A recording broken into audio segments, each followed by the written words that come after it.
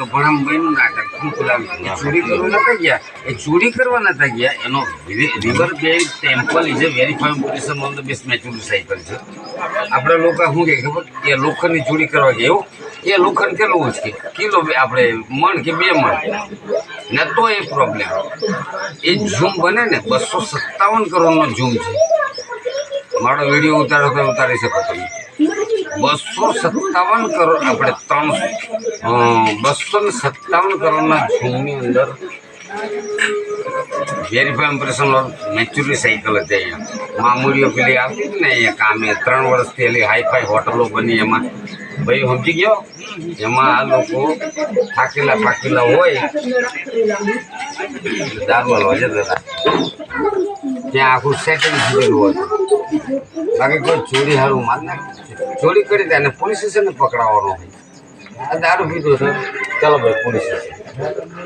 ખેતર વસાવા આવ્યો બચડો ધારાસભ્ય, એવા એજ્યુકેશન તમે મનો બરાબર ને ભાઈ? મારી વાત ખોટી છે?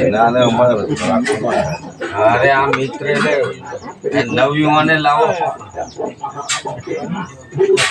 ખોટી વાત કરું ભાઈ? એજ્યુકેશન માણસની જરૂર છે, આવા નવયુવાનની જરૂર છે. શિક્ષણ જ્યાં નથી ત્યાં અંધારું ઘોર છે ભાઈ. સાચી ખોટી વાત છે? જ્યાં શિક્ષણ નથી ને, એજ્યુકેશન માણસ જ્યાં નથી ને ત્યાં અંધારું ઘોર છે.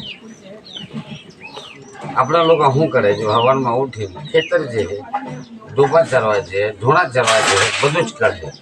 એમની પાસે કોઈ નોલેજ નથી.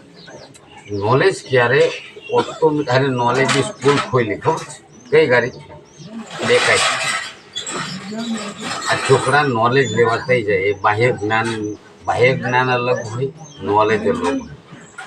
જેપલીનો જે ડેમ બનાવીને જો ને, જયપ્રકાશ એસોસિએશન લિમિટેડ, જે આપણો ડેમ બનાવીને જો ને, એણે એવું કીધું હતું કે આ ધરતી પર એટલું કમાઈને હું જઉં છું. ભાઈ સાંભળજો વાત મહત્વની હે ને. એણે એવું કીધું હતું, જયપ્રકાશ એસોસિએશન લિમિટેડ એ ગાંધીનગરનો હોય કે અમદાવાદનો, જે બોમ્બેનો હોય, આપણે એની જોડે કોઈ. હવે એની અંદર જે ડેમ વાળો આવ્યો હતો, જયપ્રકાશ ડેમ બનાવ્યો, એને કીધું કે ભાઈ આ ડુંગળીઓ મને હાલો. અહીંયા એવી કોલેજ ને સ્કૂલ ખોલીને જઉં છું કે આ ધરતીના આલ્લા ગામડાના છોકરા ભણે ને એમ આગળ ડૉક્ટર એન્જિનિયર બને, તો મને આશીર્વાદ મળે. નર્મદા જિલ્લાના પર ડેમ બનાવીને હું આટલા કરોડો રૂપિયા કમાઈને જઉં છું. અત્યારે તમને ખબર છે એને રોજની 400 કરોડ આવક છે. એ ડેમનું જે વીજળી ઉત્પન્ન થાય ને, હું જીબીમાં નોકરી કરું, મને ખબર છે. એનું રોજ જે ટર્નિંગ, જ્યારે શિવાલિયાને શું કે બાલાસિનોર, તો એ કોલસાથી વીજળી ઉત્પન્ન થાય, આવી પાણીથી વીજળી ઉત્પન્ન થાય. કોઈ જાણતા જ ના હોય.